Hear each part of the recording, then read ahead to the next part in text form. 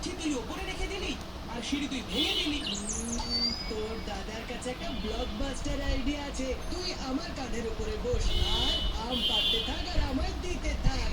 হ্যাঁ, এটা ঠিক হবে।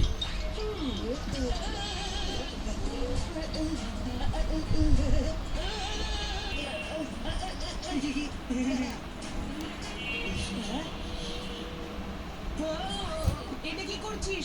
আমি তো আমার আম পেয়ে গেছি। যদি তুই তোর আম পেতে চাস তাহলে গাছের উপর উঠে পড় আর পেড়ে নে। এটা চিটিং। তুই আমার সাথে এটা করতে পারিস না। আমি তো এমনটা করেও ফেলেছি। এবার কেটে পড় এখান থেকে। এখন আমার এই আমটা এনজয় করতে দে। চিকু, আমাকে আমার আম ফেরত দে। এটা আমি পেরেছি। পেরেছিস তুই সত্যি, কিন্তু খাবো এটা আমি। সরে যা এখান থেকে। নাহলে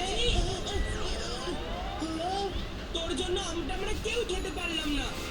ঝামেলাটা তুই শুরু করেছিলি, আমি না। এইবার আমি এই চিকু বান্টিকে আর ছাড়বই না। এরা আবার আমার কাজ ভেঙেছে। আমি এবার এদের বল টুকরো টুকরো করে ছাড়বো। কিন্তু এই বলটা এত চেটে কেন? ছি, আমি রাখি। এটা এখানে কি করে এলো? কিছু তো গন্ডগোল আছে।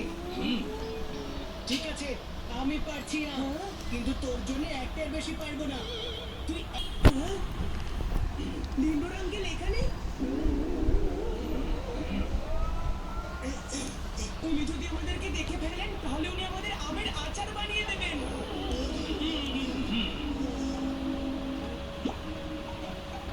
কি করি?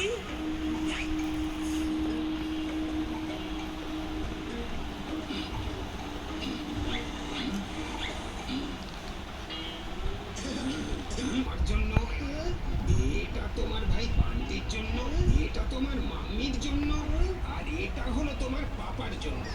বরফির জন্য তুমি তো আম পারলেই না। পারো পারো পারো, আরো একটা